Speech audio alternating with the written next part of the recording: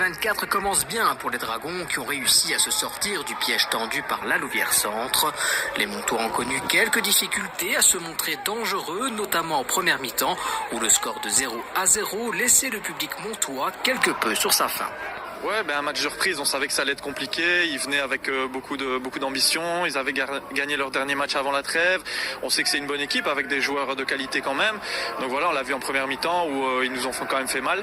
Pendant la première mi-temps, je trouve qu'on a eu plus d'occasions, qu'on a fait un bon match, on a été en bloc, on a réussi à faire des différences, on a eu 2-3 actions très franches qu'on n'a pas réussi à concrétiser. Après sur la deuxième mi-temps, je pense que sur les 15 premières minutes, on a beaucoup failli au niveau physique. Et après je pense que Mons a pris l'avantage surtout sur les 15 dernières minutes. Et voilà, ça a été des faits de match et voilà, on n'a pas réussi à concrétiser, du coup on s'est fait punir. Effectivement, l'aspect physique a beaucoup joué en seconde période sur un terrain très gras. La délivrance arrivera à la 77e minute par l'inévitable David Cardon, bien servi par Teddy Chevalier, avant que le jeune Salazakou ne fixe le score à 2-0 à la 88e. Un succès mérité et qui fait du bien après une rencontre difficile. Souvent on dit ouais, quand on redescend c'est facile. Je peux vous garantir que ce soir ça n'a pas été facile. Très belle équipe de la Louvière et voilà, les 3 points très très importants, on a fait le travail, mais c'est vrai que c'était pas un match facile.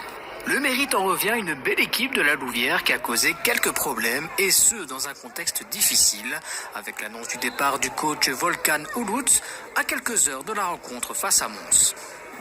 En gros nous on est concentrés sur nous-mêmes, hein. On sait très bien que il y a beaucoup de pression sur nous, mais on essaye de se concentrer sur nous-mêmes tout simplement et tout ce qui se passe à l'extérieur on l'oublie, hein. C'est tout. Cette victoire acquise en fin de match et dans la douleur démontre que les Dragons ont des ressources mentales et physiques, mais également un noyau étoffé avec notamment les 2 derniers transferts que sont Chevalier et Franco, qui ajoutent de la qualité, de l'expérience et surtout une saine concurrence qui permet de révéler des éléments comme Luka Salazakou, auteur d'une très belle rentrée. Il faudra encore du temps d'adaptation, mais l'attaque montoise a fière allure.